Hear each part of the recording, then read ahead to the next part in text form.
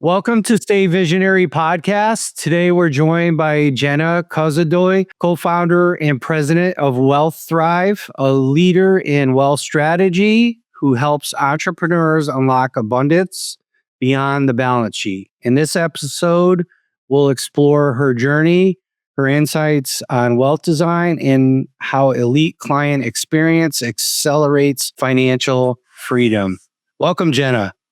Thank you. I'm happy to be here. You have an interesting story. You started off in ice skating. Tell us about your early journey and then lead into your professional early journey and what drew you to finance and client experience. Good question. Happy to. So figure skating. It's a small world and always piques a lot of people's interest because not a lot of people know a lot of figure skaters. And so, I was born and raised a figure skater. My mom was a figure skater. My aunt was a figure skater. They were figure skating coaches. And I learned recently that my grandparents were also figure skaters. So it was in my blood. I was going to end up on the ice. But I started skating about 5 years old. And I think, the reason why I think that's such a piece of my story is that, any athletics, any sport really teaches you a lot of fundamental life lessons. And those life lessons I've carried on to this day, and I will never, ever let those go. So things like how to physically fall and get back up, but also, metaphorically, but also how to take criticism, how to take feedback, how to instill discipline, determination, all those really good life skills. I think I wish everyone had the opportunity to do a sport competitively because I think it teaches you so much. I spent my skating career was from 5 years old to about 21 is when my body completely just shut down. It started deteriorating around 15. It's a small life cycle that you have as a figure skater.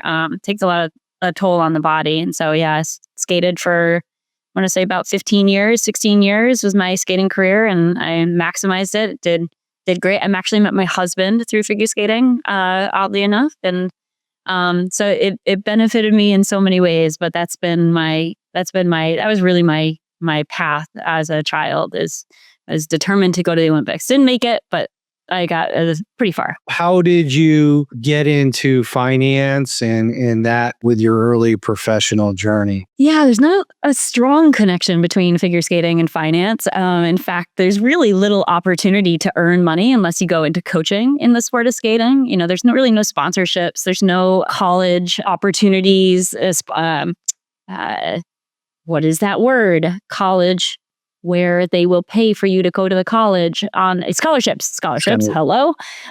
So there's very little money in the sport of skating other than coaching. Very little sponsorships or scholarships or things like that. And so how did I kind of transition from there to skating? There's a little bit of a kind of a transition part. So when I decided to hang up my competitive skates, I was coaching. I was coaching since the age of 16. I was already making my own money and already learning the kind of fundamentals of how to manage my own money at a fairly early age. Was through a connection of my husband and through another figure skating coach, ironically. I was connected to a woman who was kind of the vice president of the Greater New Haven Chamber of Commerce. And so that was really my door into the business world. At that time, I was also going to school, Quinnipiac University, because I knew that skating, the coaching path, the skating path is either coaching or something else that's not skating related. And so my mom was a skating coach, as I said, and my aunt was a skating coach. And I just knew that that's probably not going to be my long-term path. And I needed to think about what life after skating looked like. And so through going to Quinnipiac University, I'm sure you know that pretty well, being in Connecticut, and through the connections of my husband, my now husband, and another skating coach, we got connected with the vice president of Greater New Haven Chamber of Commerce, who just liked me enough to give me a job. And I was there for about 3.5 years, working really in the membership services and helping our members of the chamber. And it was really there where I decided, okay, what is next? And I thought to myself, I really have a passion. I've developed through life a passion for finance and understanding finance and watching my parents, make their own mistakes and overcome those mistakes, and learning from my now husband and his family and the journey that they've taken from a financial standpoint. There's so much to learn. It was just so super interesting to me. And I really wanted to make sure I was setting myself up for success in the future. And so I decided I wanted to pursue that path, not because anyone told me to, or because I had a strong, compelling reason to.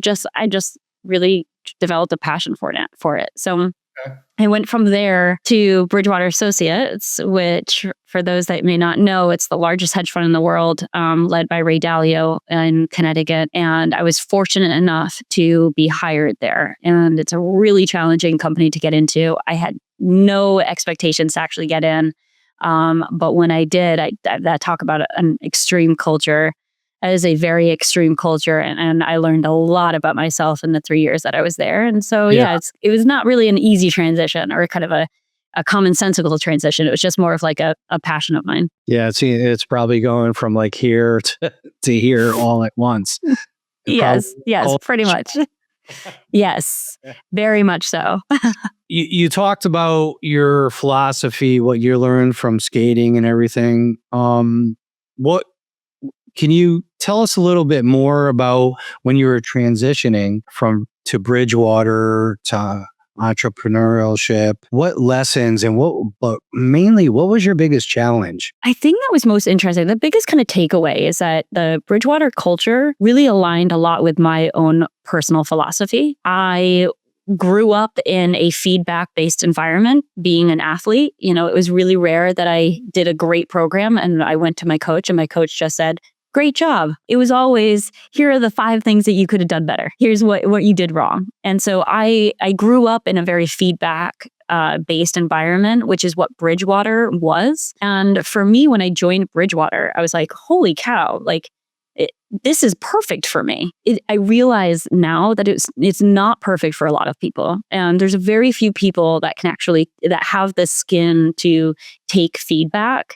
And so when you say like biggest challenge, my challenge was really transitioning from Bridgewater, from my skating career, which is very feedback based, to Bridgewater, which is very feedback based, like critical feedback. I'm talking about critical feedback, not positive feedback.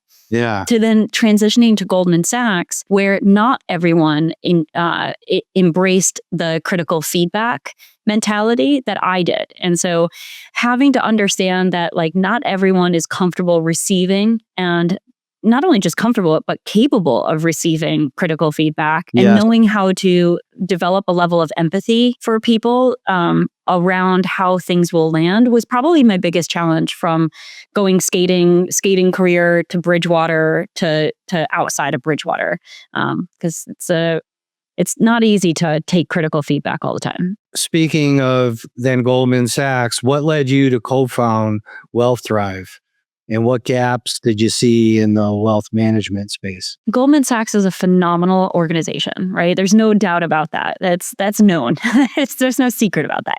It's phenomenal in so many ways, as was Bridgewater. I'm very fortunate to have worked for both companies, as well as the Greater New Haven Chamber of Commerce, which is also an incredible organization. What drew me to Freedom Family Office first, which then led to Wealthrive, is my desire to work remotely. I knew I wanted to work remotely, and I knew that we could get so much more done if I could cut out my commute, and I could personally get so much more done. And so it was about the time that COVID hit that I was at Goldman Sachs, and I decided I never want to go back into an office, and I want to always forever work from home.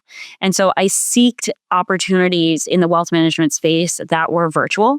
And at that time, COVID was fairly new, and the mentality was we're all going to go back into an office. And so it was, I had like not a vast array of wealth management RIAs that were remote. And so when I was exploring opportunities, I got in touch with Noah Rosenfarb, who is the founder of Freedom Family Office. And he was like, I don't have an open job position for you, but I'm happy to kind of share it with you, kind of my understanding of the landscape of wealth management and RIA spaces in Florida, which was the place we were moving to from Connecticut to Florida. That was the original vision. Right. Jumped on the phone with him, and he shared with me his vision of Freedom Family Office, and I was absolutely hooked. I was like, I know you don't have a position for me. I know you don't have an opening, but you're going to hire me and we're going to do something awesome together. And so sure enough, I convinced him to hire me 5 years ago at Freedom Family Office as the chief experience officer. That had been going great so far. And about 1.5 years ago, we decided to spin off a portion of our multifamily office business of FFO into its own company, which is Wealthrive, which is really a tax strategy firm for entrepreneurs. And he invited me to be a co-founder of the company and to lead the company as president. So I'm very honored and very excited and grateful that I encouraged him to hire me. That's a great story. From fun. Ice skating to starting your own company. It's exciting stuff. It's been a fun journey. What leadership lesson did you learn the hard way? And how do you apply it now? The leadership lesson that I learned the hard way is really my time in Bridgewater. So Bridgewater has a unique culture where every interaction that you have with everyone at the company, you're then giving and receiving feedback.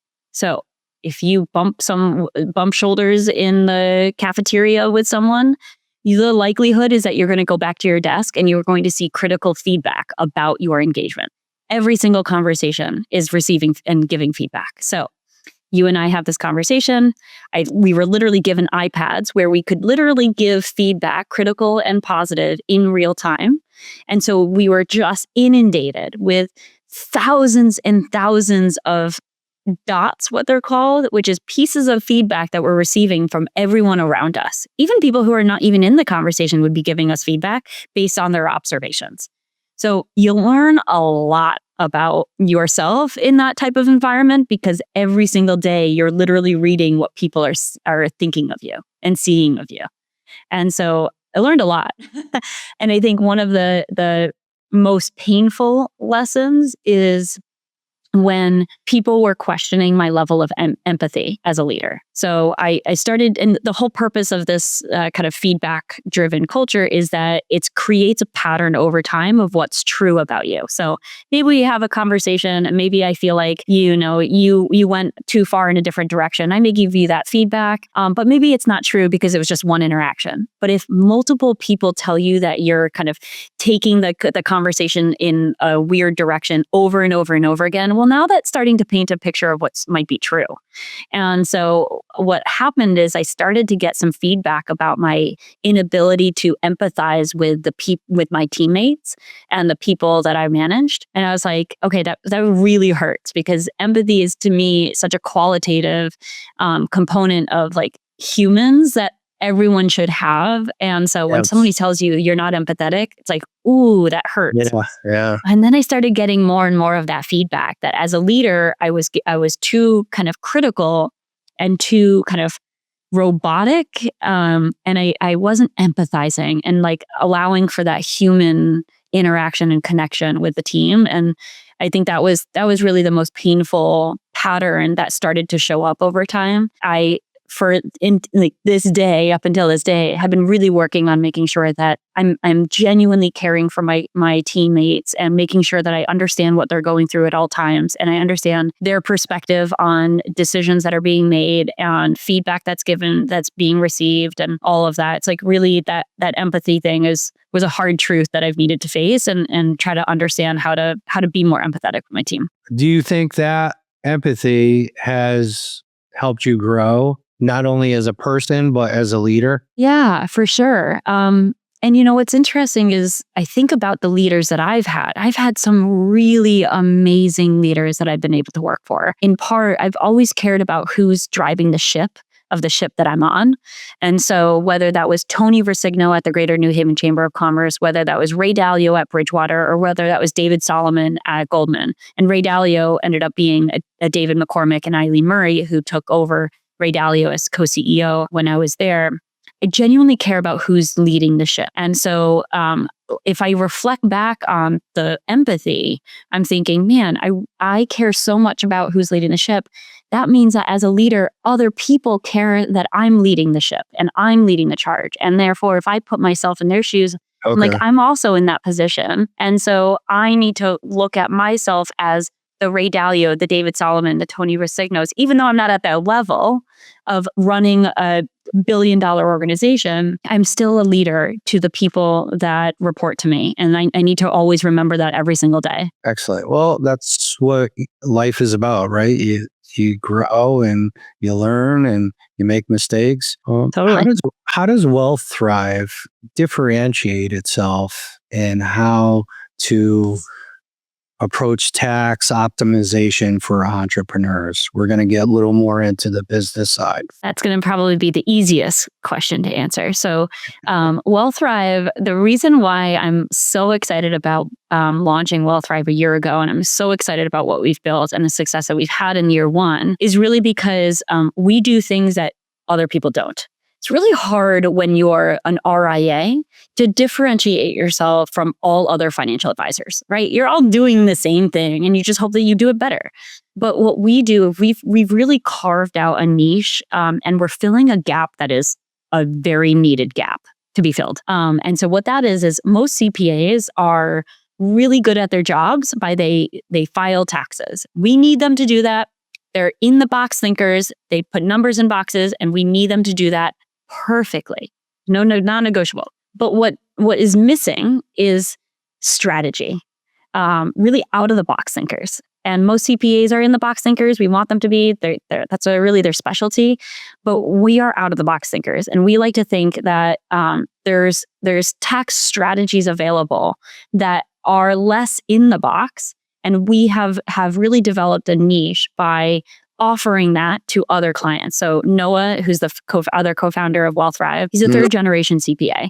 He helped his father build and sell his accounting firm. And he just really has a deep passion for not just understanding the tax code and filing taxes, but really understanding the tax code in a way that we can use it to our benefit. And that's I think the gap that CPAs are not filling, financial advisors are not filling. And it's really kind of a niche. Tax strategy is something that's fairly new and that we're filling. So I'm excited about our differentiating factor just by simply filling a gap that most other firms aren't doing. Can you give me an example of out of the box strategy? Yeah, so I won't go into too many details because that's kind of our secret sauce, but I will share that many people think of tax strategy as a couple of the basics, right? The Augusta rule is a perfect example. If your CPA is not, if for entrepreneurs that may be listening, who may even work from home or not work from home, if your CPA is not recommending the Augusta rule to actually understand what the Augusta rule is and how to take advantage of it, that's a missed opportunity. That's low-hanging fruit. That is Little League. Little League is important and all of those strategies are important. But what we do is we operate in a totally different league. So we're not doing the Augusta rules or the pay your kids or donor advised funds. Those are amazing strategies for most everyday people, but entrepreneurs have unique lives that need something a little bit more sophisticated. And so the things that we're recommending to our clients, we have about a tool belt of about 14 different strategies, some of which are proprietary to us that we designed in-house with Noah and our tax attorney. Yeah. That is not accessible to anybody else, or maybe other people don't even know about it. And that's really where we get into the sophistication and the level that we're talking about. So that's the kind of how I think about it. Little leagues, and then we're talking about what we do is very different than those kind of everyday types of things that you would learn from ChatGPT. Different, but maybe another level. Right? A little totally deeper. Different level. Yeah, exactly. As an example, one of the great success stories that we have from one of our clients is he was a California business owner in the e-commerce flooring space, the flooring e-commerce space. Mm-hmm. He sold his business for $16 million. Being California, was about to write a check for $8 million to the IRS. And we managed to get that down to zero through some sophisticated planning, some proactive planning. We started working with him about 2 years in advance of his exit. And there's a lot of layers to it, which is why I can't even begin to talk through all those layers. But there's a lot of layers to it, and it's quite sophisticated and pretty complex. But we managed to get that down to zero. Now that he was a young entrepreneur, upper 30s, early 40s. And for him, the difference between actually netting 8 million versus 16 was life-changing. And he no longer has to work. He can now do what he wants to do and advise in the way he wants to without having to earn a paycheck. And so to us, that's the big leagues. Those are the types of things that we're doing that really move the needle for our clients. We're really saving them life-changing dollars, which is so motivating and so insanely exciting. Leaping on top of that, you talked about that client. What role does the client experience play in the financial planning, and how do you instill that across your team? So what's interesting is when I joined Freedom Family Office as a chief experience officer, we really wanted to kind of embrace the experience. We don't just provide a service, but we create an experience. And I think that's what also is a differentiating factor on the FFO side. And so when it comes to the client experience, one of the things that we find when it comes to tax strategy is that there's a certain risk tolerance and there's a certain comfort level. And we need to know that by our client, getting to know our clients deeply to understand what their threshold is, to know that the things that we're recommending are things that they understand and that they're comfortable with. Because the reality is the IRS can audit any one of us at any point in time. And many of the things that we do are not going to necessarily cause red flags, but it is going to make for a more challenging conversation with the IRS if they were to audit us. Because now we need to explain some of the things that we're doing. Now, everything that we do is completely legal. Of course, I wouldn't have a job if anything that we did was not legal. Of course. But it requires some sophistication. And we want to make sure that our clients are invested in the client experience enough so that they're not just taking our recommendations and saying, okay, yeah, let's do it, but really understanding how the mechanics of what we're recommending work. So that it just requires a little bit more education to the clients, bringing them into the fold of what we do and how we do it in a much greater way than a simple, this is a client and we're simply advising them. We literally just bring them into, we spend the time, invest the time with them and their CPA, many times with their attorneys, many times with their financial advisor, to make sure that everyone is on the same page and understanding the types of things that we're recommending. All right. So you really bring them in full fold, the whole process. We have to. Yeah, we have to. We're talking about people's, lives and the money that they're earning. And it's not anything that we take lightly. So yeah, we want to make sure that everything, like every I is dotted, every T is crossed, and that everyone is very crystal clear on exactly how the things that we are recommending work. So it's full circle with the empathy. Exactly. Yes. I like that. I never made that connection, but yes, exactly. Yeah. I mean, really, it's your company. You've come full circle where it was everything wrong, but it's nice to hear sometimes what you're doing right. And, yeah, exactly. How can I help you? And yeah, bring us up to another level together. And exactly. That's what you're doing there. So in an age of automation, what opportunities do you see for AI in personal wealth strategy? I literally just hopped off the phone with someone I connected with through a chief AI officer certification course that I took. And so I'm leaning in hard into AI, and I was just talking about this exact thing with this gentleman. And I think the reality is that AI is here and it's not going anywhere. And AI has the ability to transform our business from an operational standpoint in every single department that we have. So marketing, sales, and we're leaning in hard there. The challenge with us is that we deal with clients and their sensitive data. So I have two non-negotiables when it comes to AI, when it comes to how to integrate AI into our business. One, I will never, ever expose our client data to any sort of open source platform. It's not negotiable. Our clients have entrusted us with things like their bank account statements, their investment statements, their estate planning documents, their insurance policies, their tax returns, their social security numbers. And never in a million years will I upload that simply to an open source platform like ChatGPT and have it analyze and do the work that our team does, because I'm not going to expose our client data. That's a non-negotiable. The other non-negotiable is that we have a lot of stuff that we've designed in-house proprietary to us. And that if we were to expose or educate an LLM platform or an open source platform with our strategies, well, now they're accessible to everyone and now our secret sauce is gone.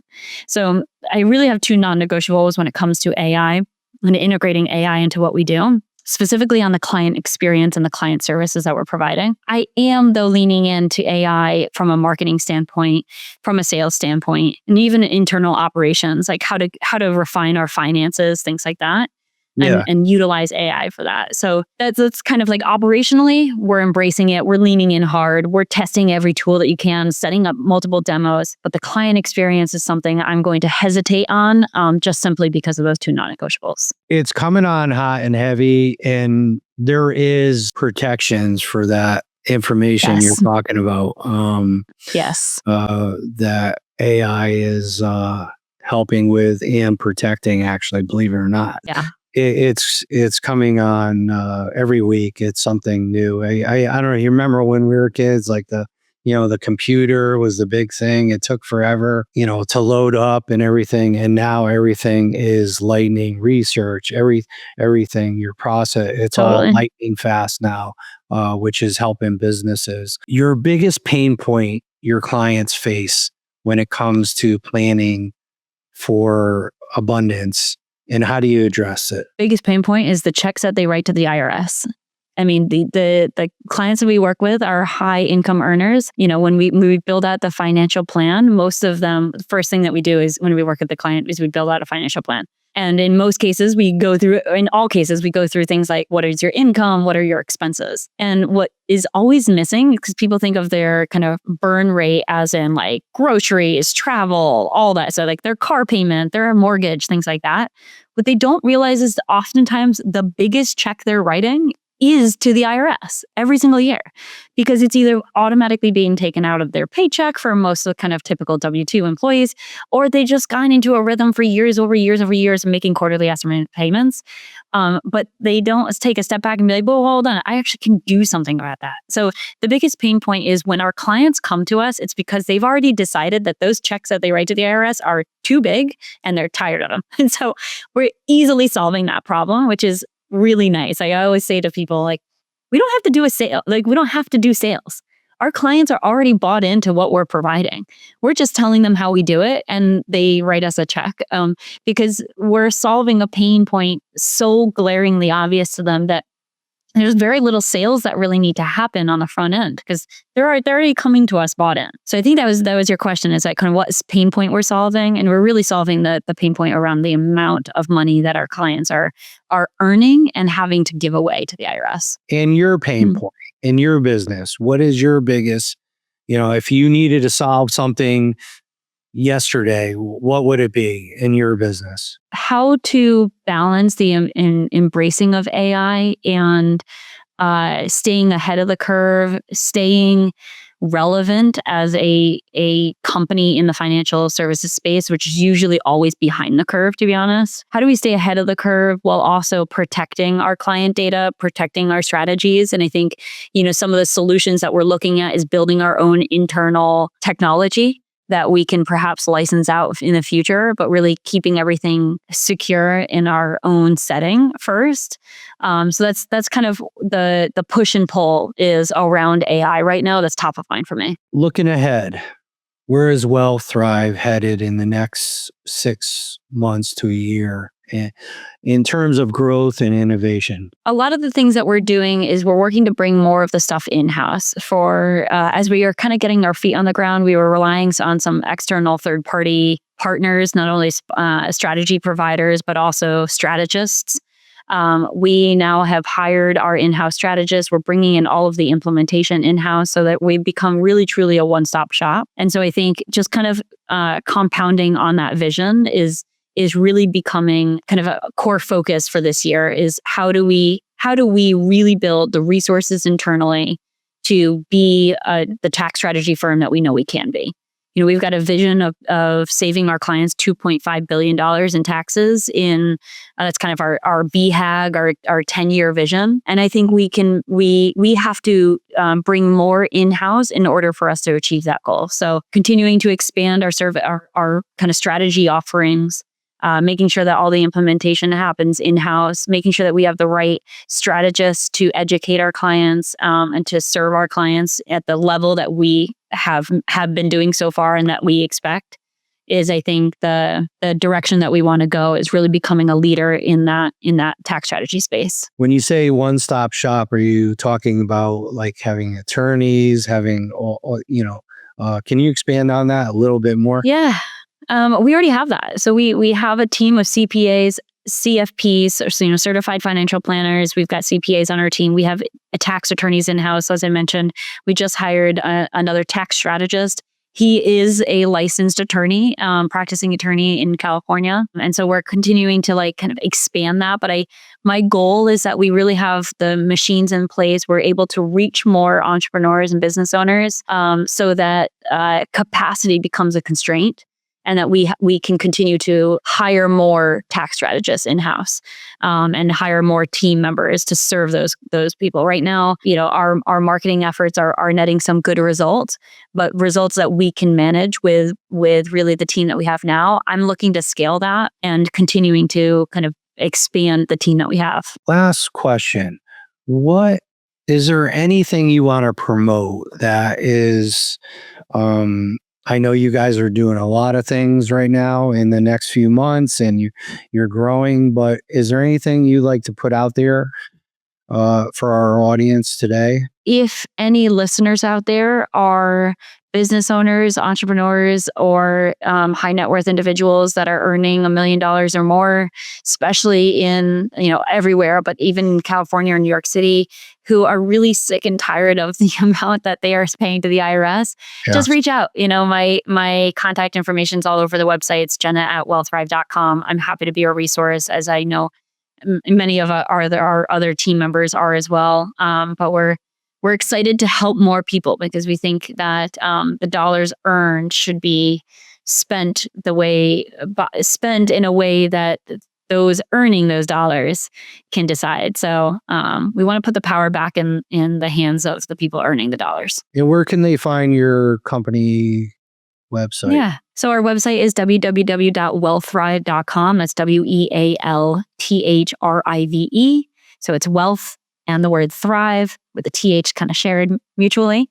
Wealthrive.com. My email is Jenna@wealthrive.com. And you can find us on social media. We've done a lot of effort this past year into building that kind of branding outside of our website. And so find us on social media. Just look up my name, Jenna Kozodoy, or Wealthrive, and you'll find us. Excellent. Thank you, Jenna, sharing your visionary insights. Don't forget to subscribe, like, and share this episode with anyone passionate about innovation, leadership, and the future of intelligent automation. I'm Ed Moran, and as always, stay visionary.